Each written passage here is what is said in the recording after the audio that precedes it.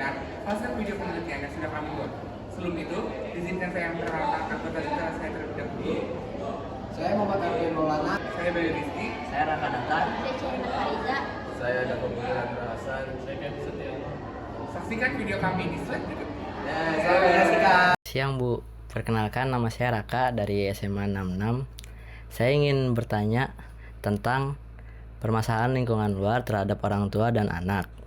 Sebelum ke pertanyaannya, izinkan saya bertanya nama Ibu. Selamat siang. Perkenalkan juga, saya adalah Ibu Olis ya. Ini mau tanya jawab ya? Iya. Oke. Saya siap untuk ditanya jawab. Silahkan untuk bertanya kepada saya. Pertanyaannya apa kira-kira? Yang pertama, apa sih yang menyebabkan konflik orang tua dan anak terhadap lingkungan luar? Konflik antara anak dan orang tua terhadap lingkungan luar menurut saya adalah sebenarnya banyak ya yang harus dibahas atau diulas tentang masalah ini.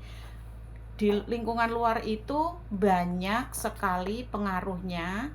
Menurut Ibu sendiri contohnya adalah tentang pergaulan. Pergaulan antara lain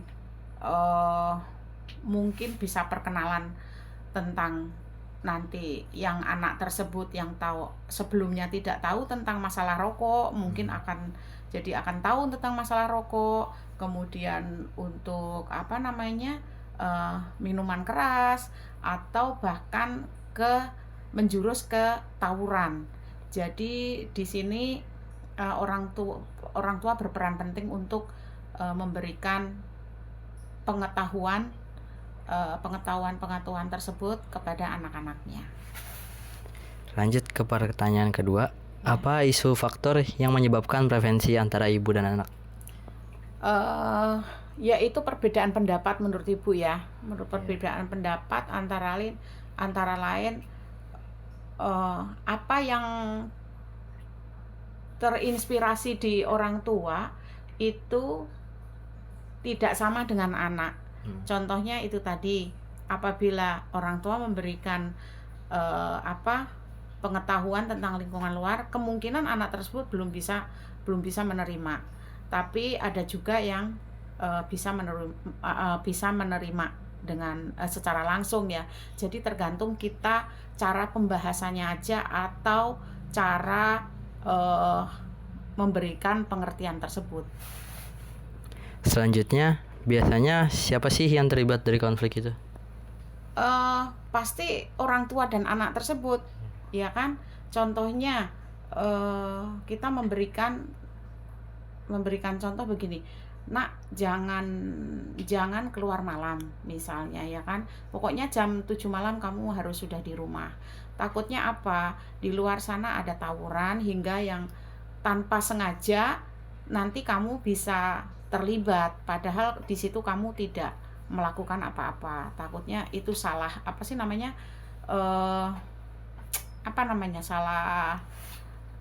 salah comot maksudnya pokoknya salah ambil oleh yang berwajib takutnya ya kan, padahal sebenarnya anak tersebut enggak gitu ya. Jadi itu yang ditakutkan kepada orang tua. Bagaimana sikap yang harus ibu lakukan untuk menyelesaikan masalahnya? Harus memberi pengertian dengan detail, memberi pengertian dan efek sampingnya seperti apa, maksudnya kekurangannya dari segi negatifnya seperti apa, dan pasti ada segi positifnya. Kemungkinan segi positifnya itu sedikit ya dibanding segi negatifnya apabila anak tersebut di atas jam 7 malam itu melakukan aktivitas di luar. Beda dengan yang sudah bekerja ya, beda lagi itu. Apakah ada pihak ketiga yang menyelesaikannya? Saya rasa sih nggak perlu orang ketiga ya, tergantung dengan orang tua tersebut ya. Karena apabila orang tua tersebut memberikan pengertiannya secara gamblang, memberikan efeknya bagaimana, terus efek atau akibat itu seperti apa, dan memberikan contoh yang ibaratnya sudah terjadi selama ini. saya rasa anak tersebut akan lama-lama mengerti. Yang terakhir, bagaimana dampak dari permasalahan tersebut? Dampak permasalahan tersebut adalah apabila tidak saling mengerti, ya akhirnya berdampak tidak saling support gitu kan. Tapi kalau misalnya orang tuanya realize, kemudian anaknya juga menerima dengan positif, saya rasa kedua belah pihak akan kembali membaik. Halo bro, boleh kenal nggak namanya siapa? Boleh. Kayak nama saya Kevin. Jadi di sini gue ada beberapa pertanyaan nih, boleh nggak untuk dijawab? Boleh lah. Nah, jadi pertanyaan pertama tuh salah satu penyebab konflik antara orang tua dan anak tuh apa sih?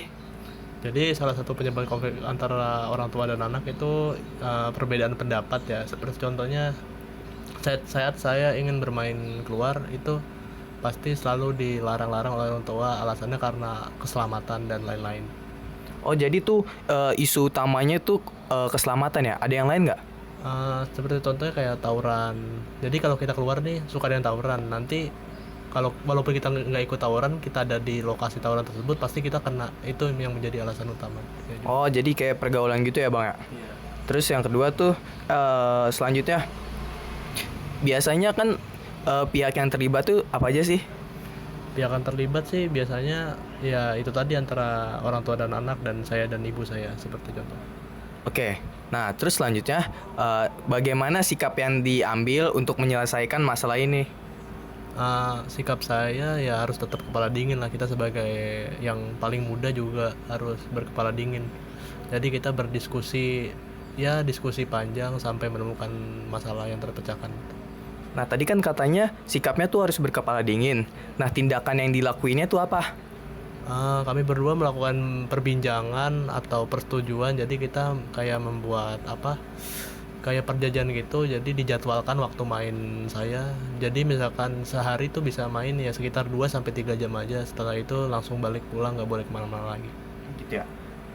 Nah ada pihak ketiga nggak sih bang buat nyelesain masalah ini? Nggak ada sih sepertinya, orang cuman kita berdua aja.